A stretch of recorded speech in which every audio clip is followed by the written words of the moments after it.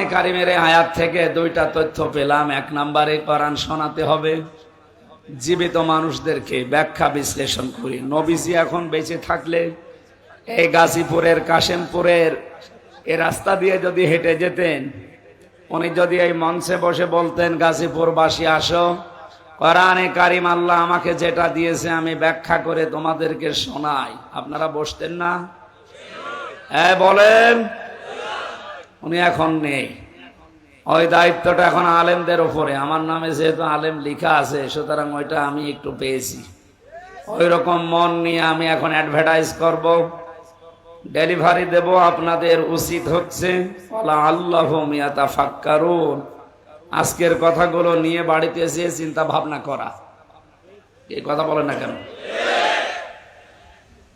স্থান কাল পাত্র ভেদে কথা বলা দরকার। আজ বাস্তবে বিশেষ করে বাংলাদেশে আমরা নামধারী মুসলমানেরা টুপি মাথায় যারা দেয়, এই মানুষগুলো যা আরম্ভ করেছি, গভীর কিছু বিষয়ের বাস্তবতা এখনো আমরা জানি না। গতকাল প্রধানমন্ত্রী 14 দলের সাথে বৈঠকে যে কথাগুলো বলেছিলেন সর্বশেষ, আপনি তো এখনো তার কথার আকার ইঙ্গিত, তার আকাঙ্ক্ষা যেটা, এটা এখনো বোঝেননি। উনি কালকে জানিয়েছিল পার্বত্য চট্টগ্রামের কয়েকটা জেলা এবং মায়ানমারের কিছু অংশ নিয়ে সাদা চামড়ার কিছু মানুষেরা নীরব আন্দোলন চালিয়ে যাচ্ছে। ইন্দোনেশিয়ার পূর্ব তৈমুর এবং দক্ষিণ সুদানের মতো তারা স্বাধীন খ্রিস্টান রাষ্ট্র ঘোষণা দেবে, এই জন্যে তারা এয়ারবেস তৈরি করছে।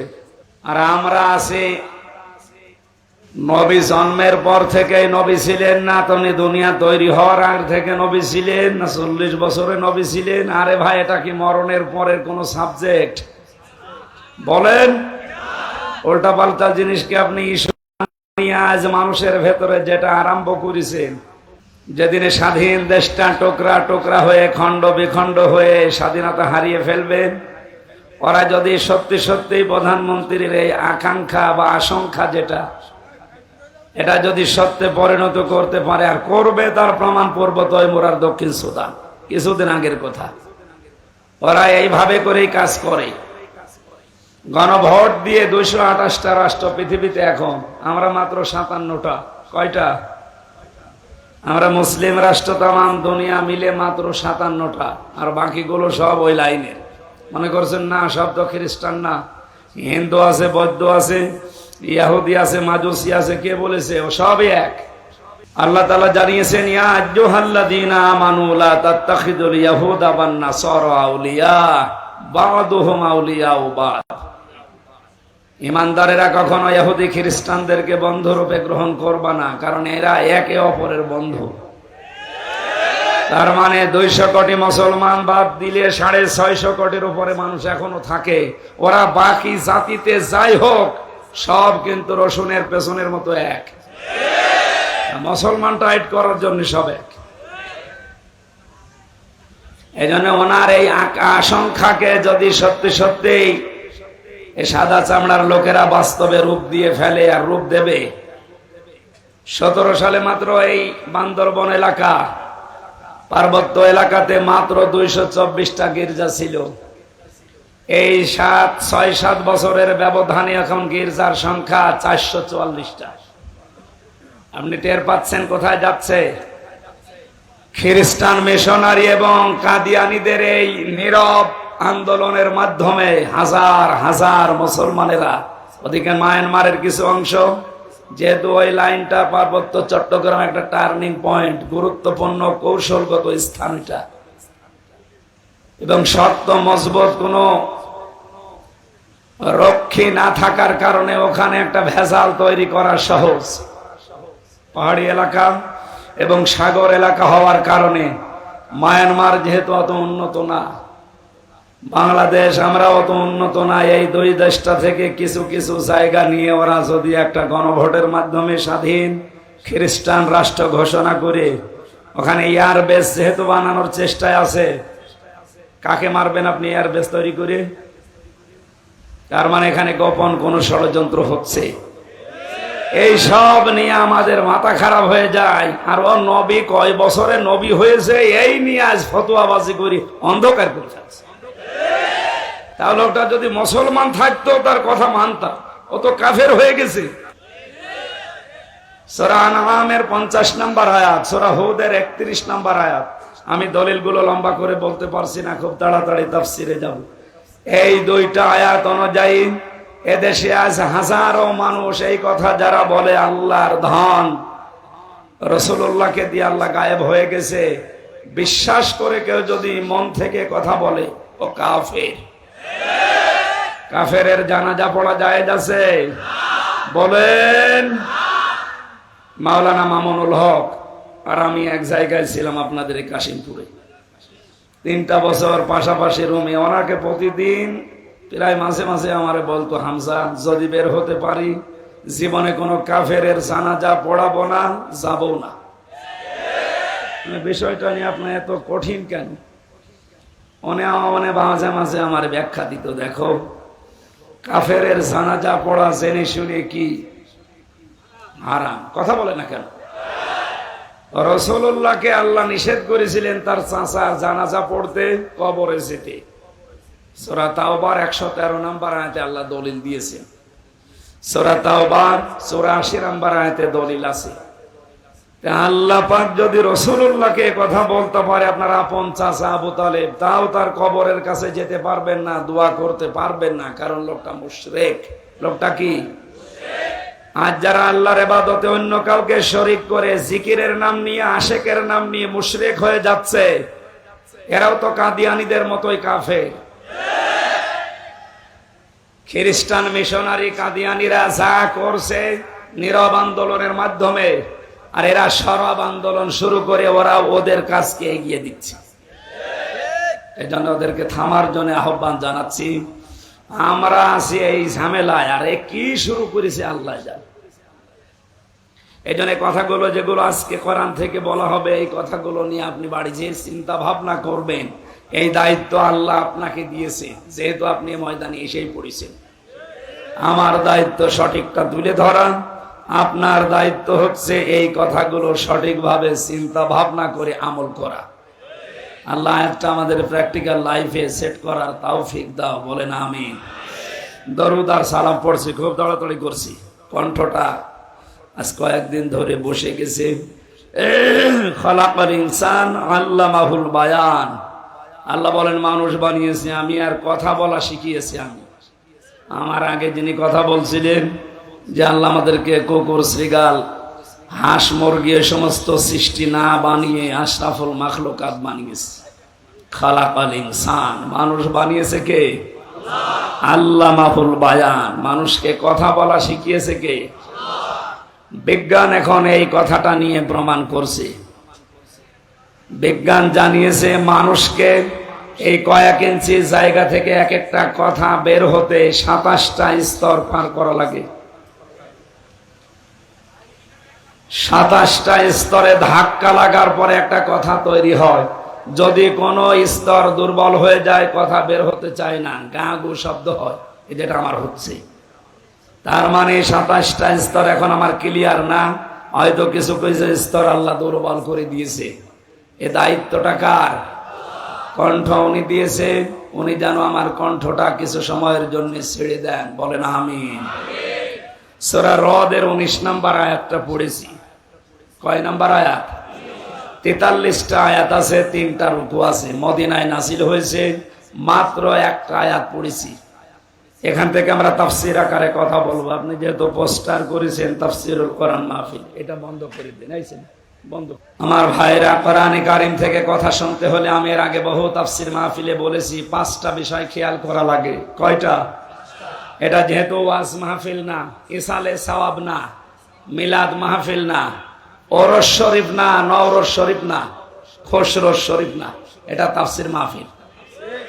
আর তাফসীর করেন সরাসরি রাসূলুল্লাহ। রাসূলুল্লাহ এখন নেই, ওই দায়িত্ব এখন রাসূলের ওয়ারিসদের। সুতরাং এই মেম্বারটা অনেক দামি জায়গা, এটা বড় আমানত। এই আমানতটা যদিও আজ অনেকে উল্টা পাল্টা করে নাচানাচি করে নষ্ট করে ফেলেছে, আমরা এটা নষ্ট হতে দিতে চাই না। যতটুকু পারি হক আদায় করে এখান থেকে কথাগুলো ডেলিভারি দিতে চাই ইনশাআল্লাহ। কণ্ঠটা আল্লাহ তোমার কাছে আমি ভিক্ষা চাচ্ছি, একটু ছেড়ে দাও, জবান খুলে পড়েন। আউযু বিল্লাহি মিনাশ বিসমিল্লাহির রহমানির রহিম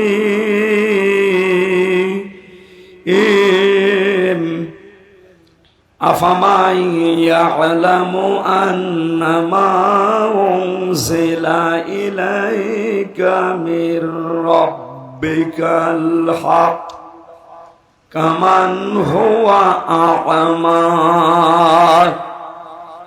ইন্নামা ইয়াতাযাক্কারু উলুল আলবাব।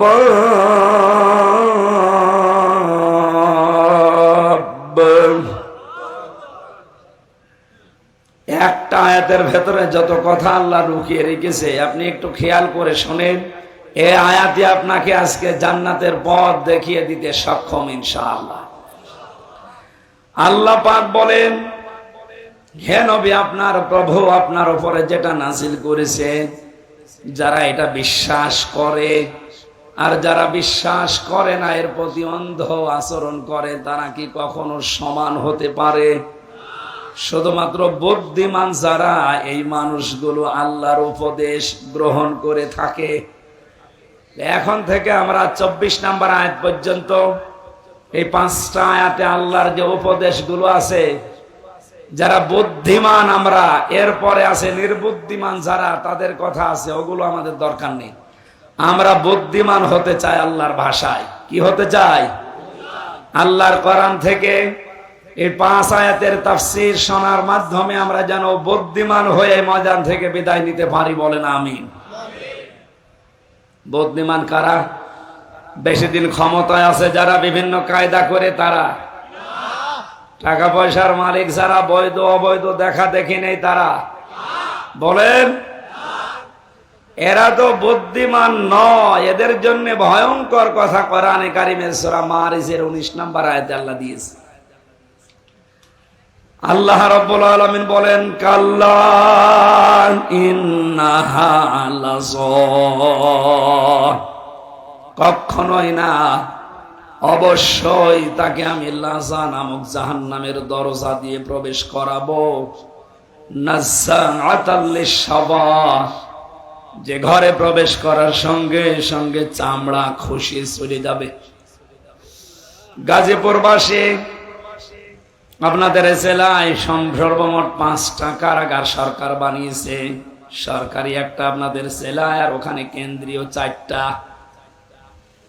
এখানে শাস্তির ব্যবস্থা আছে বিভিন্ন অপরাধের জন্য। ভেতরে আমরা দেখেছি এমন কোন ঘর আমি পাইনি এই 4টা কারাগারে যেখানে গেলেই মানুষের চামড়া খসে যায়, না, নেই। রিমান্ডে যে 10 দিন ছিলাম, ওখানেও আমি এমন এমন ভয়ঙ্কর জায়গায় আমাকে নিয়েছে, মাটির নিচের ঘরে, কিন্তু গেলেই চামড়া খসে যায়, এমন জায়গা আমি পাইনি। হ্যাঁ, নখ তুলে নেয়, এগুলো আমি জিনিসপত্রও দেখেছি, মেশিন পত্র, যে হুজুরে যে এগুলো দিয়ে আমরা নখ তুলি। আপনার না, আপনাকে আমরা দেখাচ্ছি। এগুলো তুলি তাদের যারা অস্ত্র মামলায় ধরা পড়ে, যারা মার্ডার মামলায়, তাদের আমরা এগুলো তুলে নিই। তার মানে আমাকে জিনিসপত্র দেখিয়ে যেটা বলতে বলবে ওইটা যেন আমি বলি। 10 দিন আর এদিকে 3 বছর প্রায়, সব মিলে বলেন আমার চামড়া কোনো জায়গা থেকে খসেছে? বলেন না কেন? আল্লাহর বাণী কি শুনলেন? নাযাআতাল লিশাওয়া, শুধু শোনা পর্যন্ত শেষ। এটা বাস্তবে নিয়ে জানতো কত কঠিন বিষয়টা। বাংলাদেশ না, এশিয়া মহাদেশের ভেতরে সবচাইতে বড় কঠিন এবং ভয়ঙ্কর জেলখানার নাম এই কাশিমপুরের হাই সিকিউরিটি 4 নাম্বারটা। এর ভেতরে শতাব্দী বিল্ডিং আছে, সবচাইতে বড় মারাত্মক জায়গা এটা। 24 ঘন্টা তালা লাগিয়ে রাখে। এত কঠিন জায়গায় থাকার পরও আমাদের চামড়া ওঠে না। খাবার দাবার সমস্যা ছিল, ঠিক আছে। এবার বলেন, আল্লাহ যে বর্ণনা দিলেন, যে ঘরের কথা বললেন, কিভাবে আল্লাহ বানিয়েছেন যে সেখানে গেলে আগে চামড়া খসে যায়, তার মানে ওখানে এরকম মেশিন পত্র লাগানো আছে। কথা বলেন। এই ভয়ঙ্কর জায়গায় আল্লাহ প্রবেশ করাবেন কাদেরকে? দুইটা গুণ যাদের ভেতরে দুনিয়াতে পাওয়া যাবে তাদেরকে আল্লাহ ওই দরজা দিয়ে প্রবেশ করাবে। জাহান্নামের লাজা এই দরজার নাম। তাদউ মান আদবার ওয়া তাওয়াল্লা ওয়া জামাআ ফাআওয়া। এক নম্বরে যাদেরকে সত্যের দিকে আহ্বান করা হয়, সত্যকে সত্য জানার পরও যারা পৃষ্ঠ প্রদর্শন করে, মুখ ফিরিয়ে চলে যায়। আর বাংলাদেশে এই চরিত্রের মানুষ বেশি। শুধু আহ্বান করা না, চোখে আঙ্গুল দিয়ে অনেকে দেখিয়ে দেওয়া হচ্ছে। এর বড়ও শুধু আমার বাবার মুরিদ না, আমার দলের লোক না, এই জন্য হামজারে মানে না। এক কথা বলছে না কেন? লাজা নামক দরজা দিয়ে প্রবেশ করিয়ে চামড়া খসাবে আল্লাহ প্রথম কাদের? যাদেরকে সত্যের দিকে ডাকা হয়। এটা জানার পরেও যে মানুষগুলো মুখ ফিরিয়ে পৃষ্ঠ প্রদর্শন করে অহংকার করে চলে যায়, আপনি দেখেন এখানে ওই চরিত্রের মানুষ আছে। দ্বিতীয় নম্বরে যারা জমা করে মাল সম্পদ, আর এগুলো কি করে সংরক্ষণ করা যায় সে লাইন খোঁজে। দেশে সংরক্ষণের নিরাপত্তা পাচ্ছে না, এই জন্য বেগম পাড়া বানাচ্ছে। বেশি বলে ফেললাম? না না, বেশি বলিনি, অল্প হয়েছে। সুতরাং যারা মাল জমা করছেন, এখন মাল মানে অনেকে মনে করে মাল মানে যেটা মরে গেছে আবুল মাল। গত টার্মে যেটা ছিল আবুল কি ওটার নাম, ওটা তো মরেই গেছে। কামাল, লোটাস কামাল। মাল মানে কি লোটাস কামাল? আবুল মাল কি মাল? না, মাল মানে শুধু টাকা না।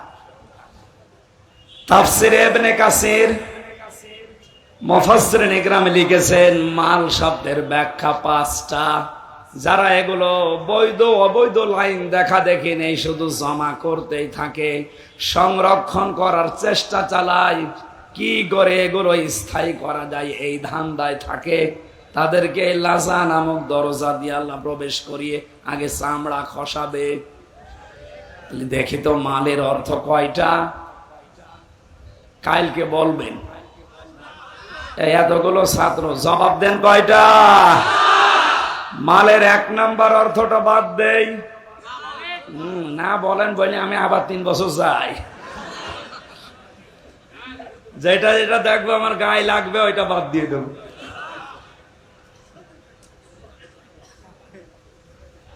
মালের প্রথম অর্থই হচ্ছে চেয়ার। এই চেয়ার না, ক্ষমতার চেয়ার। কারণ এই চেয়ারের তো কোনো ক্ষমতা নেই। 1834 জনের চেয়ারের ক্ষমতা আছে। চেয়ার মানে যে এই চেয়ার নাকি? এই চেয়ারের কোনো ক্ষমতা আছে? তারপরে উনি সাবেক তো নেই। বর্তমান হলেও কাউন্সিলের মতো হইতো, সাবেক হয়ে গেছে। তাহলে বাস্তবতা কি? চেয়ার মানে বাংলাদেশে 1734টা চেয়ার, মেন চেয়ার। প্রধানমন্ত্রী শেখ হাসিনা থেকে শুরু করে এলাকার উপজেলা চেয়ারম্যান পর্যন্ত যারা আছে, এই 1734টা চেয়ার, এগুলো মাল। এগুলো কি? এগুলো যারা সংরক্ষণ করা জমা করা। নাম্বারে মাল মানে টাকা পয়সা, অর্থ সম্পদ। 4 নাম্বারে মাল মানে অস্ত্র শস্ত্র। 5 নাম্বারে মাল মানে নেককার স্ত্রী। কয়টা জিনিস বললাম? ব্যাখ্যা করতে গেলে আপনারা উল্টা দিকে নিয়ে যাবেন। এমনি আমি যা বলি ওটা খালি উল্টা বোঝে মানুষ। আমার যে মামলা দিয়েছিল ওটা নাকি জেলখানা এখনো আছে। এই গত হাজিরায় ওরে নিয়ে এসেছিল। ওরে এর আগে একবার দেখেছিলাম সেলের ভেতরে, আর এই হাজিরার দিন দেখলাম। আমি মনে করলাম জিজ্ঞাসা করে যে তুমি জেলখানার ভেতরে তো এমনি না, কোথায় এসে সিরাজগঞ্জ থেকে একটা ভাঙা কাঁচি নিয়ে এসেছে, সংসদ ভাঙবে। সংসদ কাঁচি দিয়ে ভাঙা যায়? বোম মারলে ওড়ে না, আরো কাঁচি নিয়ে এসেছে পাগল সে সিরাজগঞ্জ থেকে। পুলিশে ধরেছে, বলছে আমির হামজার ওয়াজ শুনে আমি উদ্বুদ্ধ হয়েছি, এই জন্য আমি ভাই ওইসব দরকার নেই, আমি যা বলি আপনারা উল্টো বোঝেন এই পাগলের মতো। আমি শুধু তা মানে একেবারে কারো শরীরে যেন না লাগে এরকম তাফসির করে যাচ্ছি। তাহলে জমা করবে যারা, এই মালের যে 5টা অর্থ বললাম, এগুলো যারা জমা করে আর এগুলো কি করে সংরক্ষণ করা যায়, স্থায়ী করা যায়, এই চিন্তা ভাবনায় নিয়োজিত থাকে, এদেরকে আল্লাহ এমন ঘরে প্রবেশ করাবে যেখানে ঢুকলে আগে চামড়া খসে যাবে। আল্লাহ তুমি আমাদেরকে এখান থেকে বাঁচাও, বলেন আমিন। কোরআনে কারিমের সূরা রদের এই জায়গায় আল্লাহ জানিলেন, হে নবী, আমি আপনার প্রতি যে কোরআন নাজিল করলাম, যারা এটাকে বিশ্বাস করবে দুনিয়ায়, আর যারা এর প্রতি অবিশ্বাসী, যারা এর প্রতি অন্ধ আচরণ করে, এরা কখনোই সমান না। বুদ্ধিমান লোকেরাই কেবলমাত্র আমি আল্লাহর উপদেশ গ্রহণ করে থাকে। আল্লাহর উপদেশ তাদের জন্য কাজেও লাগবে। আল্লাহ পাক বলেন, ফাদাক্কির বিল কুরআনি মান ইয়াখাফু ওয়াঈদ। So admonish and or by the Holy Quran him who face my threat. হে নবী, কোরআন দিয়ে এই বুদ্ধিমান মানুষগুলোকে সুসংবাদ দেন, সতর্ক করেন যে মানুষগুলোর ভেতরে আল্লাহর ধমকের ভয় আছে। আমরা যত বড়ই শরীরের অধিকার হই, যতদিন ক্ষমতায় থাকি না কেন, মুসলমান যারা দাবি করছি, অবশ্যই আমাদের ভেতরে আল্লাহর ধমকের ভয় আছে। এই কথা বলেন। এখানে আমরা যেহেতু বুদ্ধিমান, আল্লাহর ধমককে আমরা ভয় করি, তার উপদেশ আমাদের কাছে আসবে। আল্লাহ এবার উপদেশ আরম্ভ করছেন। আল্লাহ রাব্বুল আলামিন বলেন, বুদ্ধিমান বিবেক সম্পন্ন মানুষ কারা জানো? যাদের ভেতরে এই গুণগুলো দুনিয়াতে দেখতে পাবে, তারা এই দুনিয়ায় আমি আল্লাহর ভাষায় বুদ্ধিমান। আল্লাযীনা ইউফুনা বিআহদিল্লাহ ওয়া লা ইয়ানকুদুনাল মিসাক। দুইটা কথা পেলাম এই আয়াতে, আপনি নিজের সাথে সব সময় মিলাবেন। 1 নম্বরে যারা আল্লাহকে প্রদত্ত অঙ্গীকার রক্ষা করে, 2 নম্বরে প্রতিজ্ঞা করার পরে যারা ভঙ্গ করে না। এবার আসেন তো এই দুইটা শব্দ নিয়ে আমাদের বাস্তব জীবনে যায়। আল্লাহর সাথে দেওয়া অঙ্গীকার যারা দুনিয়াতে রক্ষা করতে পারবে, আল্লাহর সাথে অঙ্গীকার আমাদের কয়টা? বলেন বলেন। আমার এই কথা শুনতে হলে ভেতরে কিছু থাকা লাগবে। একেবারে কিচ্ছু জানেন না, বোম্বাস্টিক মার্কা, তাহলে আবারও বোঝাতে সমস্যা। আমরা আল্লাহর সাথে অঙ্গীকার কয়টা? একটা করেছিলাম রূহের জগতে। উনি আমাদেরকে জিজ্ঞাসা করেছিলেন, ওয়াইদ তাআদ্দানা রাব্বুকা, স্মরণ করো ওই সময়ের কথা যখন তোমার রব হযরতে আদমের পৃষ্ঠদেশ থেকে তার যত সন্তান কিয়ামত পর্যন্ত আসবে সবাইকে বের করে সামনে রেখেছিলেন। জিজ্ঞাসা করেছিলেন, আলাস্তু বিরব্বিকুম, আমি কি তোমাদের রব না? যত রূহ আমরা ওই জায়গায় ছিলাম, এক বাক্যে বলেছিলাম, ক্বালু বালা, অবশ্যই আপনি আমাদের রব। আমরা কিন্তু ক্বালু নাম বলতে পারতাম যে হ্যাঁ আপনি আমাদের রব, কিন্তু নাম শব্দ না ব্যবহার করে আমরা বালা বলেছিলাম। নাম মানে হা, বালা মানে হা। নাম মানে এমনিতেই হা, আর বালা মানে গ্যারান্টি দিয়ে হা। বলে সুবহানাল্লাহ। ওই সময় আল্লাহ পাক ডান হাত, কুদরতি হাতকে এভাবে মেলে ধরেছিলেন। এর ভেতরে যত রূহ দেখা গেছে আদমের সন্তানদের, নবীজিকে আল্লাহ হযরতে আদমকে শুনিয়েছেন, আদম এগুলো তোমার সব জান্নাতি সন্তান। বাম হাত এভাবে বের করে যখন মেলে ধরলেন, এখানে যে রূহগুলো ছিল আল্লাহ পাক বলেছিলেন এগুলো তোমার সব জাহান্নামী সন্তান, দুর্ভাগা এরা। আমাদের এখন প্রশ্ন আসতে পারে, তাহলে দুই হাতের ভেতরে আমরা যে হাতে আছি ওই হাতের ভেতরে যদি থাকতে পারে তাহলে আর ভালো কাজ করেই করব কি আর খারাপ কাজ করেই করব কি? যা লেখা হওয়ার হয়ে গেছে নাকি?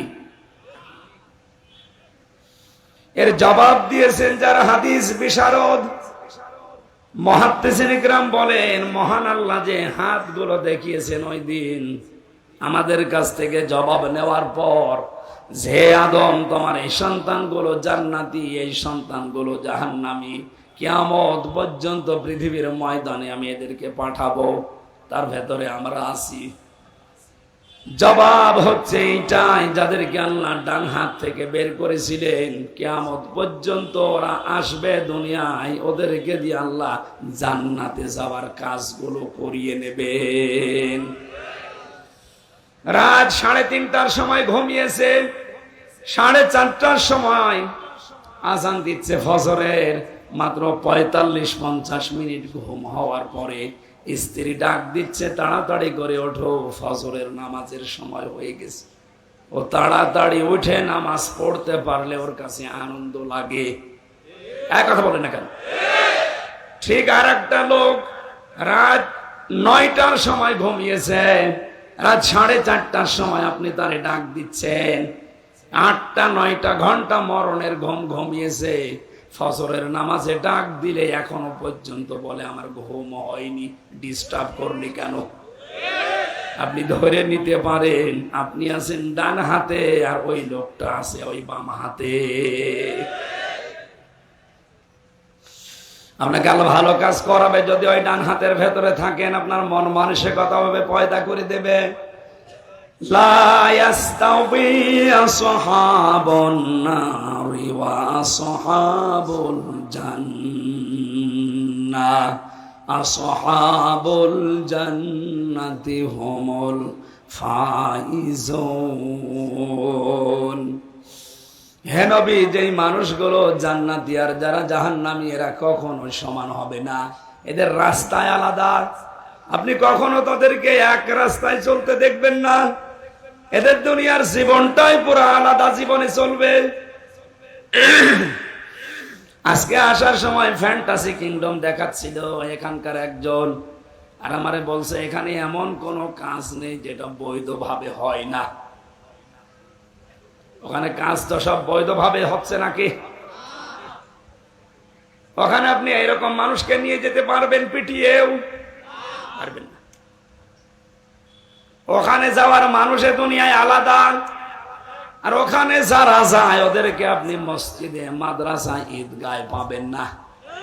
এখানে আসলে ওদের শরীরে জ্বালা ধরবে, আর এই চরিত্রের মানুষগুলো ওই জায়গায় গেলে এদের শরীর খারাপ হবে। বিশ্ব নবী মুহাম্মদ রাসূলুল্লাহর বয়স এই যে এই বয়সের 8-9 বছর, ওনাকে একটা মেলায় নিয়ে গিয়েছিল বন্ধুরা। আল্লাহর নবীকে উকাস মেলায়, এই মেলাতে নিয়ে যাওয়ার পরেই তিনি সঙ্গে সঙ্গে অজ্ঞান হয়ে গেছেন। ওখানে যে ঘুম তিনি দিয়েছেন, ঘুমের ভেতরে তারপর আর রাত চলে গেছে।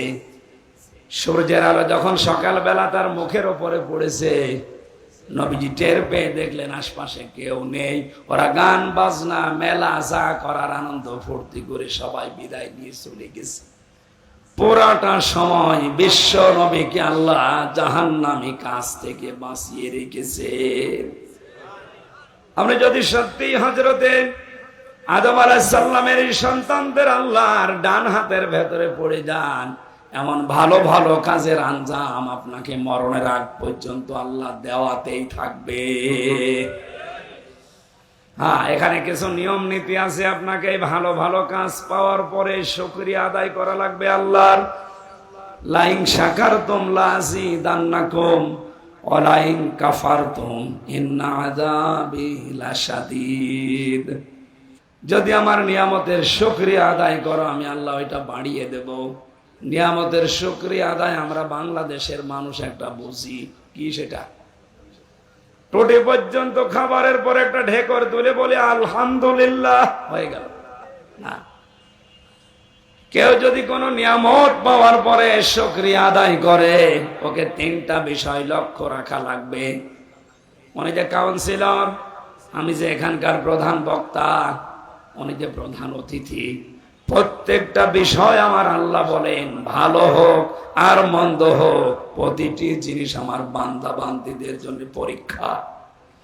সূরা ফজরের ভেতরে আল্লাহ এই তথ্যগুলো দিয়েছেন। ফাম্মাল ইনসানু ইযা মাবতালাহু রাব্বুহু ফাকরামাহু ওয়া না'আমাহু ফায়াকুলু রাব্বি আকরামান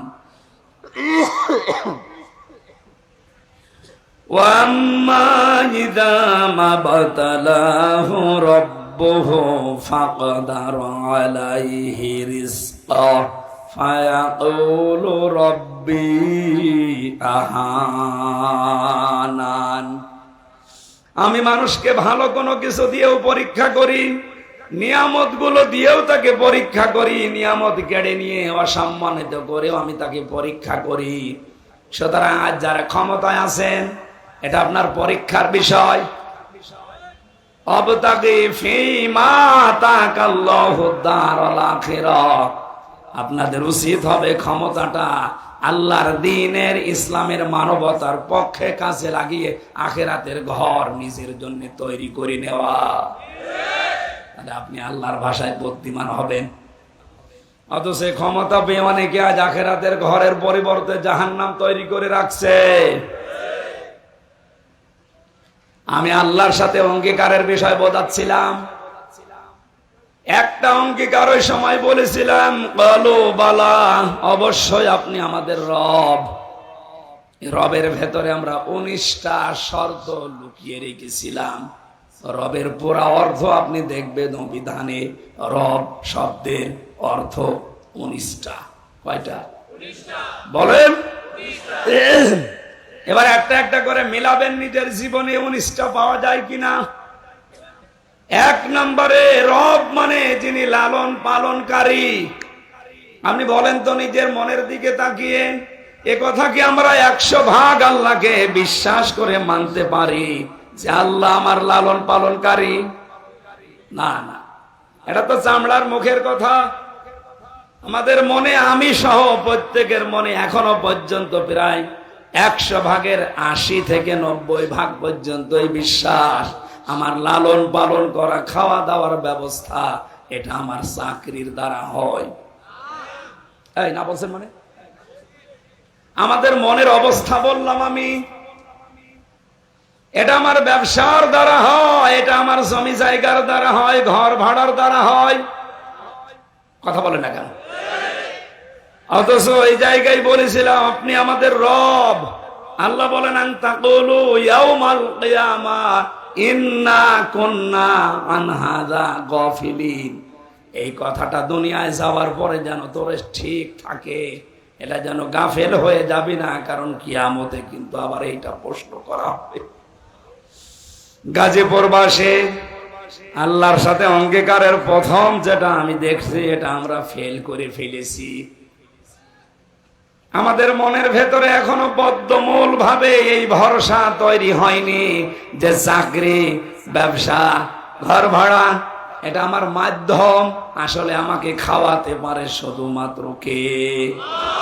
খাবার চারিদিকে তৈরি করে ফেলে রাখা আছে। আল্লাহ এমন একটা অসুখ আমাকে দিতে পারে যে অসুখের কারণে একটা খাবারের দিকেও তাকানো সম্ভব না। কত ধনী ধনী মানুষকে আমি এদেশে দেখেছি। বাংলাদেশের যারা বড় বড় 10 জন ধনী, তার ভেতরে প্রায় 8 থেকে 8 জনের সাথে আমার মেশা হয়েছে অলরেডি, কম বেশি। সবচাইতে বড় ধনীর তালিকায় পাবেন আপনি আকিজ গ্রুপকে। 10 জনের ভেতর আর একজন না। ওদের সাথেই তো কয়েক বছরে জেলে যাওয়া, 3 বছরের আগে ওদের সাথেই তো ছিলাম। বাস্তবে দেখেছি ওদের যে টাকা পয়সা, অর্থ সম্পদ, এদেশের সরকার তাদেরকে দেশে জমি কিনতে নিষেধ করে দিয়েছে, যে তোরা যদি আর জমি কেনা আরম্ভ করিস এদেশের অনেকের ঘর থাকবে না। কয়েকদিন আগে ওনার একটা ছেলে যাওয়ার আগে মারা গিয়েছিল, শেখ আব্দুল মমিন। এ লোকটা চামড়ার ব্যবসায়ী, জুতা তৈরি করে, চামড়ার ব্যাগ তৈরি করে, বিভিন্ন ব্যবসা আছে ওনার। এত মেধা নিয়ে চলতো লোকটা, খুব বড় লম্বা চওড়া না, একটু বাটা লোক, কালো দেখতে, চেহারাও ভালো না। কি আল্লাহ এমন দিয়েছে, কোরিয়া থেকে লেখাপড়া করিয়েছে, ওইটা কাজে লাগিয়ে বাংলাদেশের শীর্ষ ধনীদের ভেতরে একজন। খাবার খেতে পারতো না। বাংলাদেশের সবচাইতে বড় তাফসির মাহফিল দিত ওনার বাবার নামে, আকিজ ফাউন্ডেশন খুলনা। 40-50 লক্ষ টাকা খরচ করে দিত, উদ্দেশ্য ওনার বাবা যেন কবরে শান্তি পায়। যারা আলোচক হয়েছে তো ওখানে আমি সহ, মাওলানা মিজানুর রহমান আজহারি, মাওলানা তারেক মনোয়ার ভাই সহ যারাই গিয়েছি, এই সিরাজগঞ্জের এখান থেকে মাছ কিনে নিয়ে যেত, টাটকা মাছ, আলেমদের খাওয়াবে, নিজে খেতে পারতো না। তাহলে আল্লাহ যে রব শব্দের 19টা অর্থ আমরা তাফসিরে পেলাম, একটাই প্রথমে আমরা ফেল করে বসে আছি। রব মানে লালন পালনকারী, এটা এখন থেকে আল্লাযীনা ইউফুনা বিআহাদিল্লাহ, বুদ্ধিমান তো ওরা যারা আল্লাহর সাথে কৃত অঙ্গীকার পূরণ করে। আমরা প্রথমটাই ব্যর্থ। 2 নাম্বারটা একটু কড়া, এটা বলবো। রবের 2 নাম্বার অর্থ, রব মানে আইনদাতা। এটা শুনলেই কিছু মানুষের চুলকানি আরম্ভ হয়ে যায়। আপনি কোরআন থেকে রব এই শব্দটা কেটে বাদ দিয়ে দিন, দেন। এখন যদি মুরব্বীকে বলি টয়লেটে যান, বাম পা দিয়ে প্রবেশ করেন, দোয়া পড়েন, 8, 9, 10 মিনিট 20 মিনিট ওখানে কাটান, বের হওয়ার সময় গফরানাকা আলহামদুলিল্লাহিল্লাযী আযহাবা আন্নিল আযা ওয়া আফানি, এই দোয়া পড়ে ডান পা দিয়ে বের হন। এসে গেলেন, বসলেন, বের হলেন, 8, 10 মিনিট 20 মিনিট আধা ঘন্টাও যদি ওখানে থাকেন, পুরাটাই ইবাদত। কথা বলেন, বলেন, বলেন, পুরাটা কি? কারণ এ তরিকাটা রসুলের। তরিকাটা কার? আল্লাহর নির্দেশ, রসুলের তরিকায় 8-10 মিনিট আধা ঘন্টা মেনে নিলে যদি আপনার এই টয়লেট ইবাদত হয়ে যায়, তাহলে 10 বছর নবী কোরআনে কারিম দিয়ে এই পৃথিবী চালিয়েছিলেন। এটা আপনার কাছে রাজনীতি মনে হয়? আপনি কি মানুষ না জানোয়ার? আল্লাহর কসম, আপনি ধরা খাবেন আজকে। যদিও এদিক ওদিকে কেটে কুটি চলে যাচ্ছেন, আপনি পারবেন না। টয়লেটটা বললে আপনার কাছে আনন্দ লাগে, আপনি আরো বলেন খুব ভালো লাগছে। ওরা তো 10 মিনিট 20 মিনিটের ব্যাপার। আর 10টা বছর নবী কোরআন দিয়ে রাষ্ট্র চালিয়ে বললেন, খায়রুল কুরুনি করনি, আমার যুগ শ্রেষ্ঠ যুগ। এই কথাটা বলতে গেলে আপনার কাছে রাজনীতি মনে হয়, আপনি আর মানুষের ভেতরে নেই। এ মুরব্বী মানুষ, সংসার অবশ্যই আছে না নেই? এখন যদি রাতে বাড়ি যেয়ে স্ত্রীকে সালাম দেয়, আর বউ যদি সালামের জবাব না দিয়ে গালি দেয়, কুকুরের বাচ্চা, ভালো লাগবে? গালি এই শুনে, গালি শুনে খারাপ লাগবে? না, না। উনি যদি বুদ্ধিমান হয়ে থাকে, ওনার খারাপ লাগা, মন খারাপ করা, এটা ওনারই পাগলামি হবে। যেই বলবে কুকুরের বাচ্চা, শুকুরের বাচ্চা, সঙ্গে সঙ্গে উনি চিন্তা করবে, কি গো, এ তো শিক্ষিতা মেয়ে, ভালো বংশের মেয়ে, কোনদিন এই 50 বছর সংসার করে আমার মুখের উপরে মুখ তুলে কথা বলে না, আর আজকে আমার হঠাৎ গালি দিচ্ছে শুকুরের বাচ্চা, কুকুরের বাচ্চা বলে। অবশ্যই ওরে চিনে ধরিস। কথা বলছে না কেন? ও আর স্বাভাবিক নেই, ওরে জিনে ধরেছে, নাই বুঝে ধরেছে, এতে গালি দেয় কেন? এই সহজ বিষয় যেমন আপনি বুঝে ফেললেন, 50 বছর সংসার করার পরে উনি নিজেও মেনে নিতে পারছে না, তারপরও সান্ত্বনা এই যে আমার বউ স্বাভাবিক নেই, ও অস্বাভাবিক, ভূতে ধরেছে, জিনে ধরেছে। আপনি যখন টয়লেটে আধা ঘন্টা কথা শোনার পরে আনন্দে মনের ভেতরে আপনার ভালো লাগে, 10 বছর রবের ব্যাখ্যা দিয়ে কোরআন দিয়ে চালাতে হবে, এইটা শুনলে রাজনীতি মনে হয়, মন খারাপ হয়, বুঝবেন আপনাকে শয়তান দখল করে ফেলেছে। আপনি আর স্বাভাবিক নেই। এই জন্য রব মানে আইনদাতা, এটা আপনি অঙ্গীকার করে এসেছেন। আল্লাহর আইন কয়টা? এখানে আলেম নেই, পড়াশোনা করে না। আল্লাহর আইন কয়টা বলেন তো? 500। কত? আপনি একটা একটা করে নিজের 3.5 হাত বডি, পরিবার, সমাজ আর রাষ্ট্রে মিলান, কয়টা আপনি পাবেন? আমার যতটুকু ধারণা, আমাদের 3.5 হাত বডি থেকে আমাদের সংসদ পর্যন্ত একটা আইনও আল্লাহ নেই। কোনটা আছে আপনি বলেন, আমি দেখি মিলাই, বলেন। নেই, একটাও আমি পাই না। অথচ আহাদিল্লাহ প্রথম শব্দই আল্লাহর সাথে যে অঙ্গীকার গুলো রবের সাথে করেছেন, এগুলো যারা ঠিক রাখে দুনিয়ায় এরা বুদ্ধিমান। এটা ঠিক রাখতে গিয়ে আজ অনেকেই বিপদে আছে। এই কথা ঠিক রাখার জন্যই তো আল্লাহর আইনের কথা বলা হয়।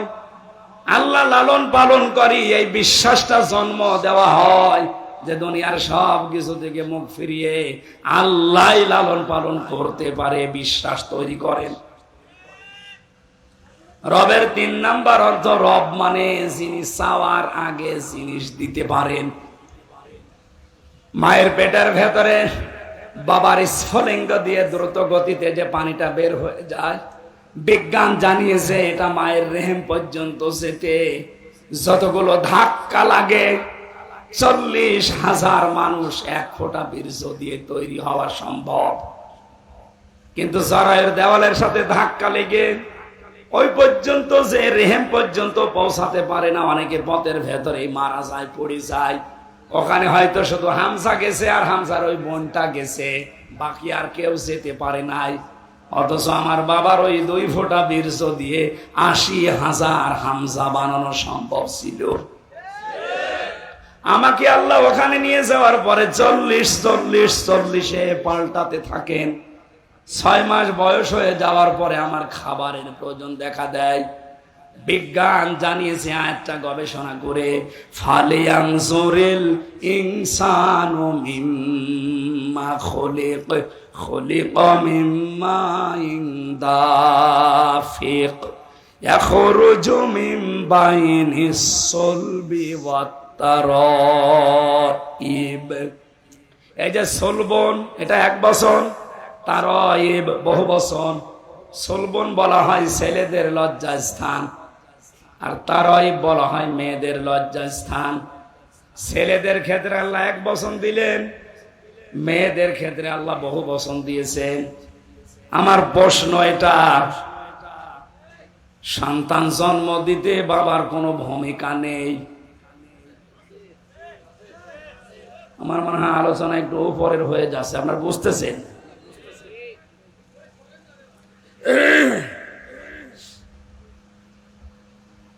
এখন যেগুলো আধুনিক তাফসির পাওয়া যায়, যদি বাংলাতে পান কিনে নেবেন, দেখবেন বাবার এই নাপাক পানিটা দিয়ে মহান আল্লাহ মায়ের রেহেমের ভেতরে 4টা জিনিস তৈরি করে, চুল, রগ, হাড় আর পর্দা।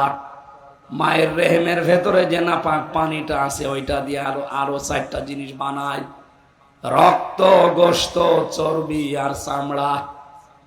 4 8টা জিনিস যখন এক হয়, তখন মহান আল্লাহ বলেন, আমার রব নামের কারণে আমি আল্লাহ তোরে দয়া করে 5টা জিনিস দান করি। এই তথ্যটা পাবেন সূরা নাহালের 14 নম্বর পারার 14 নম্বর পৃষ্ঠার 13 নম্বর লাইনের 78 নম্বর আয়াতের শেষের দিকে আছে, ওয়াজআলা লাকুমুস সামআ ওয়াল আবসারা ওয়াল আফইদা ইলা আখিরি আয়াত। আল্লাহ পাক বলেন, শ্রবণ শক্তি, দর্শন শক্তি, বাক শক্তি, আকেল শক্তি আর ঘ্রাণ শক্তি, এই 5টা আমার রব নামের খাতিরে তোরে দান করি। ও গাজীপুরবাসী, একটাও যদি আল্লাহ কম দিতেন, আপনি আসতেন দুনিয়ায় কিন্তু অপূর্ণাঙ্গ হয়ে। কথা বলেন না কেন? এই যে বাক শক্তি আল্লাহ আমার একটু দুর্বল করে দিয়েছে, এখন আমি টের পাচ্ছি যে কথা না বলতে পারলে কি হয়। আজ কত মানুষ দেখা করতে এসেছিল, কিন্তু কথা তো বলতে পারছি না, কথা বললেই গলা বসে যাবে এই ভয়ে এরে দিয়ে কথা বলিয়েছি, যে যা বলবেন এর কাছে বলেন।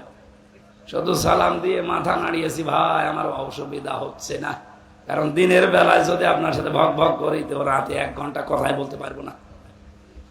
বারবার আমার আল্লাহর ওই বাক শক্তির কথা মনে হচ্ছিল, মাবুদ তুমি দয়া করে এটা যদি এখন কেড়ে নিতে, সারা বাংলাদেশের মালিক হওয়ার পরও আমি অসহায়।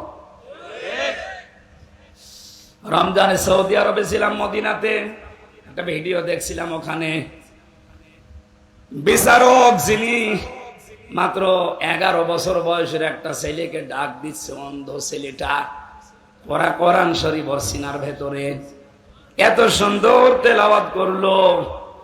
বিচারক বলছে, বাবা তোমার যে চোখ নেই, তোমার কি আল্লাহর প্রতি কোনো অভিযোগ নেই? ছেলেটা চোখের পানি ফেলে দিয়ে বলছে, বিচারক আমার আল্লাহর প্রতি কোনো অভিযোগ তো নেই, আমি আরো বেশি সন্তুষ্ট। বিচারক বলছে, কি তোমার চোখ নেই, তুমি দেখতে পারো না এই বয়সে?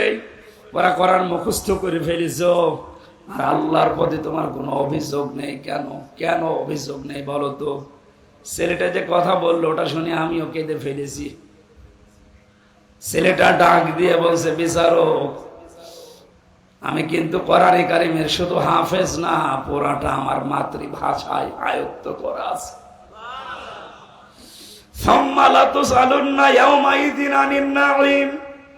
কিয়ামতের দিন প্রতিটি জিনিস ধরে ধরে আল্লাহর কাছে হিসাব দেওয়া লাগবে। মহান আল্লাহ যখন আমাকে একা একা ডাকবে, আব্দুর রহমান এদিকে আয়, আমার সামনে দাঁড়া, এখানে একটা ভুল নিরসন করা দরকার। অনেক মানুষের ধারণা আছে যে কিয়ামতের দিন মনে হয় বিভিন্ন পীর সাহেবরা লক্ষ লক্ষ মানুষ নিয়ে আসবে, তাদের সামনে আমিও যাব। সূরা মরিয়ম 16 নম্বর পারার 10 নম্বর পৃষ্ঠা 15 নম্বর লাইনের শেষ নাম্বার রুকু 95 নম্বর আয়াত। এটা ওয়াকুল্লুহুম আতিহি ইয়াউমাল কিয়ামাতি ফারদা। আল্লাহ পাক বলেন, কিয়ামতে প্রতিটি মানুষকে আমি আল্লাহর সামনে দাঁড় করাবো, স্রেফ একা একা। কয়জন করি? সুতরাং যারা একথা ছড়িয়েছে যে পীরের মরিদ বিচারক, আমি যখন একা আল্লাহর সামনে দাঁড়াবো, মহান আল্লাহ আমার পা থেকে মাথা পর্যন্ত জিজ্ঞাসা করবে নিয়ামত একটা একটা করে, আমার মুখটার উপরে তালা লাগিয়ে দেবে। আলিয়াউমা নাখতিমু আলা আফওয়াহিহিম ওয়া তুকাল্লিমুনা আইদিহিম ওয়া তাশহাদু আরজুলুহুম বিমা কানু ইয়াকসিবুন। পা থেকে শুরু করে যখন একটা একটা করে আসবে, চোখের কাছে আসার পরে আমি আল্লাহকে বলবো, মাবুদ একটু দাঁড়ান, তুমি আমার চোখের সম্পর্কে জিজ্ঞাসা করো, অথচ জন্ম থেকে তো আমার চোখ ছিল না। এতগুলো নিয়ামতের হয়তো কম বেশি জাতা বলে আমি তোমাকে বুঝিয়েছি, কিন্তু চোখের ব্যাপারে আমরা প্রশ্ন করলে আমি জবাব দিতে পারবো আশা করছি। আল্লাহ তুমি আমাকে চোখই দাও, নিয়ে নিয়ামতের জবাব দেব কি দিয়ে? যার যেটা থাকে না ওই লোকটা জানে যে কি নেই তার কাছে। আমার যেহেতু কণ্ঠ এখন নেই, কয়েকদিন আমি বারবার এখন আল্লাহর কাছে ধর্ণা দিচ্ছি, আল্লাহ তুমি কণ্ঠটা একটু ভিক্ষা দাও। আপনার এখনই যদি বাক শক্তি, আপনার আকেল শক্তি যেটা জ্ঞানের, এটা যদি আল্লাহ রহিত করে দেয়, আপনি নিজের পায়খানা নিজে খাবেন। এক কথা বলছেন কেন? আল্লাহ পাক বলেন, এই রব নামের কারণে মায়ের পেটের ভেতরে আমি আরো 5টা জিনিস তোকে দেই। 8 আর 5 বলেন, এই 13টা জিনিস 6 মাসের পরে যখন এক হয়ে যায়, তখন আল্লাহ পাক বলেন, ফেরেশতারা জিজ্ঞাসা করে, একে কি বানাবো? আল্লাহ তুমি বলো, একে কি ছেলে বানাবো না মেয়ে বানাবো? ওয়াল্লাযী ইউসাউবিরুকুম ফিল আরহামি কাইফা ইয়াশা ইলা আখিরি আয়াত। তিনি সে আল্লাহ যিনি তোমাদের মায়ের পেটের ভেতরে, রেহেমের ভেতরে তোমাদের আকৃতি তৈরি করেন। সুতরাং ছেলে হবে না মেয়ে হবে, এ সিদ্ধান্ত কার? আরো জোরে। মেয়ে হলে যারা বর প্রতি রাগ করে, তারা বর উপরে রাগ না আল্লাহর উপরে। আল্লাহর সিদ্ধান্তের উপরে কেউ যদি রাগ দেখায়, ওর ঈমান আর থাকবে? এজন্য আশা করছে এই মূর্খতাকেও আর করবেন না। ওটা আপনার স্ত্রীর যদি হাত থাকতো, 2টা মেয়ে হওয়ার পরে জীবন ও আর একটা মেয়ে নিত না, ছেলেই হওয়াইতো। যদিও শ্বশুর শাশুড়ের কারণে অনেক বৌমার প্রতি এই কারণে অত্যাচার হয়। আমার মনে করেন এখন 2টা মেয়ে, এখন যদি আর একটা হয়, স্বাভাবিকভাবে মানুষের সহজাত হিসাবে আমারও মন খারাপ হবে। কিন্তু না, এই মন খারাপ হওয়া থেকে আমি যদি 100 ভাগ মুক্ত হতে না পারি, আমার ইমানের ভেতরও ভেজাল আছে। কারণ এ দায়িত্ব তো আমার বোর না, এ দায়িত্ব আমারও না, এ দায়িত্ব কার? উনি যদি আমারে মেয়ে দিয়ে শান্তি পায়, যে আমার কি দরকার ছেলের আশা করা? এতটুকু আশা করা যায়, রব্বি হাবলি মিনাস সলিহিন, আল্লাহ সন্তান যাই দাও, এটা যেন সুস্থ সবল এবং নেককার হয়। কথা বলেন না কেন? আজকে যাদের সন্তান খারাপ হয়ে যাচ্ছে, আমি সহ আজকে থেকে, এর আগে আমি করেছি, এখনো করছি, প্রতিদিন অন্তত এই আয়াতটা একবার হলেও পড়বেন।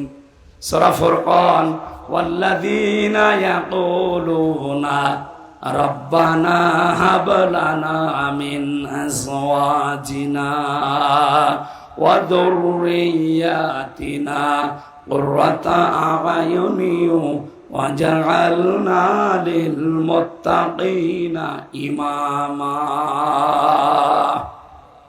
বিয়ে যারা করেননি এবং যারা করবেন, যাদের সন্তানাদি হচ্ছে, হবে, এই আয়াতটার ভেতরে আল্লাহ গুরুত্বপূর্ণ 3টা জিনিস লুকিয়ে রেখেছেন।